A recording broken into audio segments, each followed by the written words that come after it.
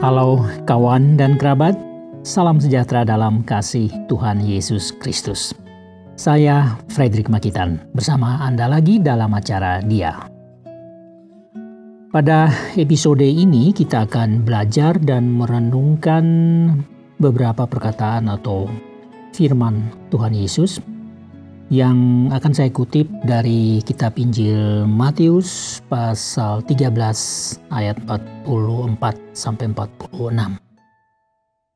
Dan judul pembelajaran atau perenungan kita adalah harta yang terpendam dan mutiara yang indah sebagai simbol kerajaan surga. Kawan, dalam suatu peristiwa di tepi Danau Galilea di Israel bagian utara 2000 tahun yang lampau, Tuhan Yesus mengajar orang banyak yang datang mengerumuni Dia. Dalam pengajaran Yesus ini tema besarnya adalah tentang kerajaan Allah. Ya, ini memang Yesus sudah bicarakan berulang-ulang ya. Seluruh tema dari apapun yang Dia katakan, Dia khotbahkan, ajarkan, itu adalah kerajaan Allah. Dan pengajaran Yesus waktu itu semuanya disampaikan dalam bentuk perumpamaan ya, di dalam peristiwa yang satu ini ya, di mana Yesus di tepi Danau Galilea dan naik ke atas sebuah perahu, dan dari atas perahu lah Yesus berkhotbah atau mengajar orang banyak yang ada di tepi pantai. Ya, ada berbagai perumpamaan sudah kita bahas sebenarnya dalam episode yang lalu. Tentu Anda masih ingat. Nah, kali ini lagi-lagi Yesus mengajar dalam bentuk perumpamaan.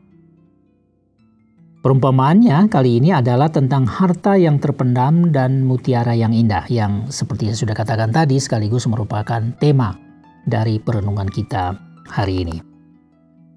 Kisahnya selengkapnya itu sebenarnya diambil dari kitab Injil Matius ya. Matius adalah salah satu dari murid Yesus ya. Dia menulis kitab Injil Matius. Dan saya akan membacakannya lebih dahulu untuk Anda, untuk kita sama-sama pelajari. Matius pasal 13 ayat 44 sampai 46. Saya bacakan untuk kita. Hal kerajaan surga itu seumpama harta yang terpendam di ladang, yang ditemukan orang, lalu dipendamkannya lagi.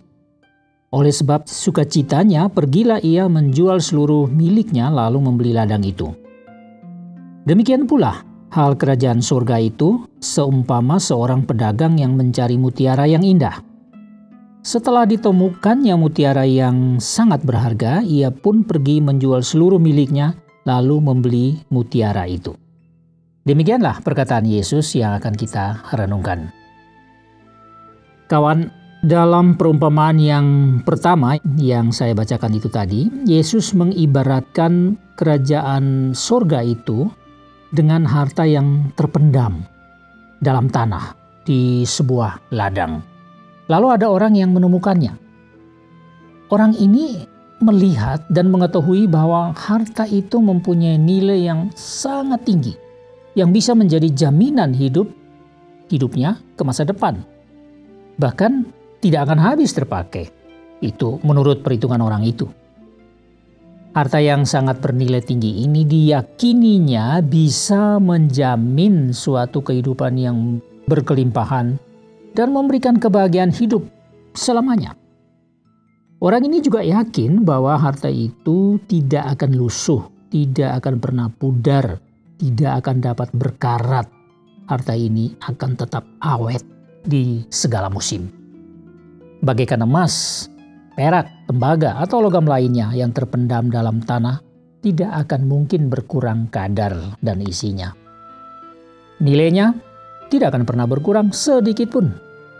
Sebaliknya semakin meninggi dari waktu ke waktu, begitulah harganya atau nilainya. Dan harta ini akan menjamin seluruh kebutuhan hidupnya. Nah, sekarang dapat dimengerti betapa berbahagianya seseorang yang pada suatu saat mengetahui atau menemukan harta yang sangat tinggi nilainya itu.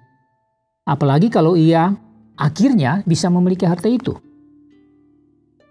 Namun Tentu saja dia tidak bisa memilikinya dengan mudah karena tanah di mana harta itu berada, harta itu terpendam, itu bukan tanah miliknya. Dia tidak bisa memiliki harta yang berharga itu kalau tanah atau ladang yang menyimpan harta itu tetap saja bukan miliknya. Hanya satu-satunya cara untuk mendapatkan harta yang terpendam itu adalah memiliki tanah atau ladang di mana harta itu tersimpan. Maka timbullah ide cemerlang dari orang itu.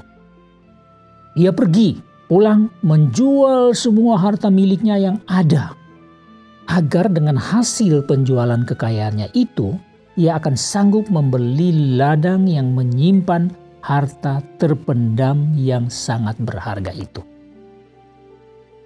Lalu dengan hasil penjualannya itu, ia datang lagi, ia membeli dan memiliki ladang itu akhirnya. Dan secara otomatis harta yang terpendam itu menjadi miliknya pula. Orang ini memiliki cara berpikir yang benar dan tepat tentang hidupnya, kini dan di masa depan. Ia memiliki perhitungan yang begitu mantap. Ia memiliki harapan dan iman. Dan ia juga memiliki usaha keras dan pengorbanan demi memiliki kehidupan yang dianggapnya lebih berarti itu. Satu hal yang paling utama dan paling menentukan yang dimiliki orang ini adalah keputusan pribadinya untuk menjual segala harta kekayaan. Keputusan pribadi untuk menjual segala harta kekayaannya. Ia tahu persis bahwa apa yang ia miliki sekarang ini tidak ada apa-apanya dibandingkan dengan harta yang terpendam dalam tanah di ladang yang sudah ia ketahui itu. Memang ada yang harus dan rela ia korbankan. Itulah keputusannya. Yang tadinya mungkin sangat menyenangkan dan membahagiakan dirinya. Seakan-akan ia rela mengorbankan kehidupannya sendiri, kehidupan yang lama, agar bisa mendapatkan kehidupan yang baru, yang lebih berharga dan lebih membahagiakan dirinya lagi. Bahkan ia tahu persis bahwa kekayaan dan kebahagiaannya yang baru tidak dapat dibandingkan dengan kekayaan serta kebahagiaannya yang lama itu. Nah kawan, senada dengan itu, Yesus memberikan pula satu perumpamaan lain. Saya sudah bacakan tadi juga. Bahwa hal kerajaan surga itu seumpama seorang pedagang yang mencari mutiara yang indah.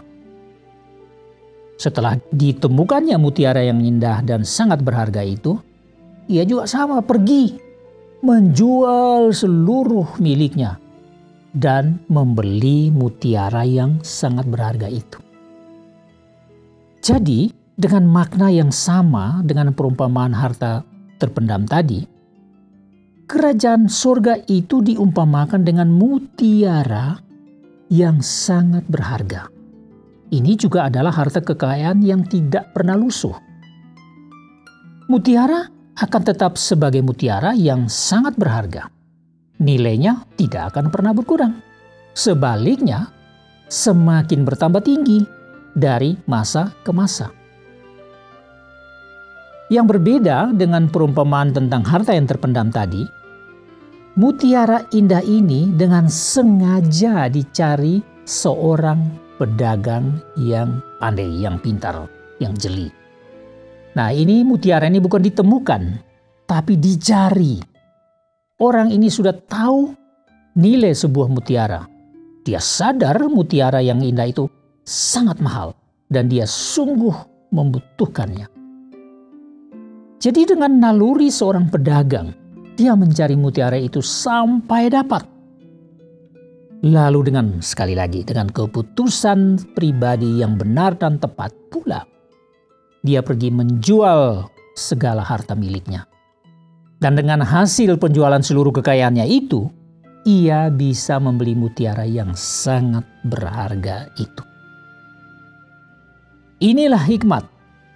Hikmat orang yang memahami apa yang berharga dan apa yang tidak berharga.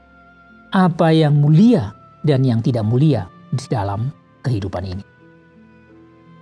Ia senantiasa mencari untuk mendapatkan apa yang sesungguhnya mulia, yang tidak akan pernah lusuh, yang dapat menjamin kehidupannya sekarang dan di masa depan, masa yang akan datang, bahkan untuk kehidupan yang kekal. Nah, kawan, kerajaan surga atau kerajaan Allah itu jauh lebih berharga dari apapun. Sungguh tidak ternilai. Kerajaan surga itu tidak dapat dibandingkan dengan kehidupan secara fisik dengan segala kemegahan dan kesenangannya yang ada di dunia ini. Kerajaan surga itu ada sekarang dan selama-lamanya. Dan kerajaan surga itu berisikan kasih dan kebenaran yang berasal dari Allah Bapa Sang Pencipta. Kerajaan surga atau kerajaan Allah itu diwujudkan di bumi ini dalam dan melalui satu pribadi, yaitu Yesus Kristus yang sedang mengajar kepada orang banyak dan saat ini kepada siapapun kita. Dalam kerajaan surga, setiap orang senantiasa berhubungan dengan Allah Pencipta, Allah yang Maha Kuasa.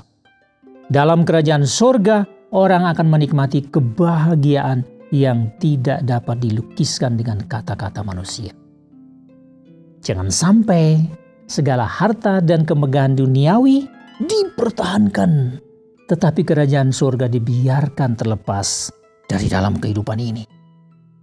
Setiap orang perlu dengan kerelaannya melepaskan kepemilikan dan kebahagiaan duniawi supaya bisa mendapatkan kebahagiaan surgawi dalam Yesus Kristus, Sang Raja dalam kerajaan yang kekal itu.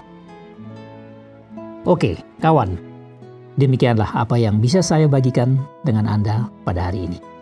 Semoga ada sentuhan surgawi buat Anda melalui pembelajaran dan perenungan di hari yang istimewa ini. Terima kasih banyak atas perhatian Anda dan saya Frederick Makitan pamit dulu untuk jumpa lagi. Tuhan memberkati Anda. Get your message, have a good day, and see you next time.